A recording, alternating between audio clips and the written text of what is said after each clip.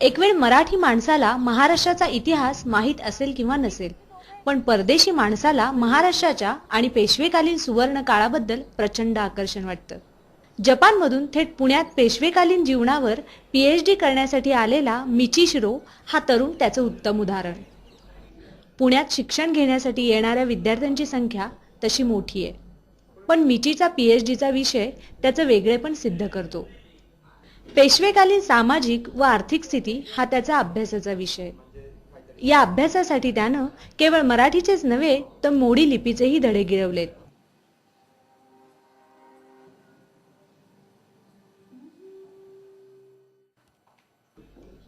Tokyo विद्यापीठात इतिहासातून M A पूर्ण करताना मिचीला भारतीय इतिहासाची प्रचंड गोडी निर्माण झाली आणि हीच गोडी त्याला भारतात घेऊन आली.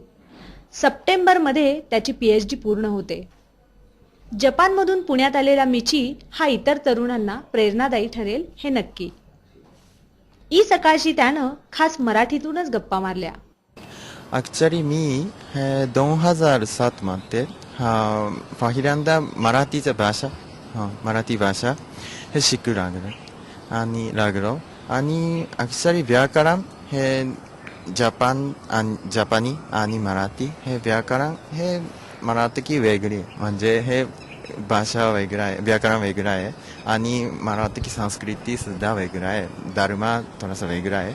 पण असं म्हणजे डेली लाईफसाठी असा म्हणजे तसाच बोलत 2008 मध्ये हे मोदी शिकू लागलो आणि म्हणजे माझ्या रिसर्च गाईडो पुणे विद्यापीठातल्या रिसर्च गाईडोनी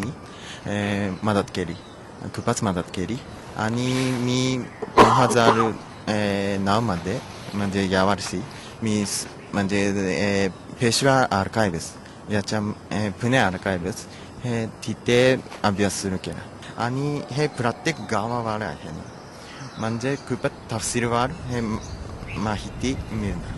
म्हणजे हे इतिहासासाठी हे पुणे खूपच चांगला ठिकाण, खूपच छान, मला खूपच आनंद झाला. ई सकाळसाठी वैशाली भुते, पुणे.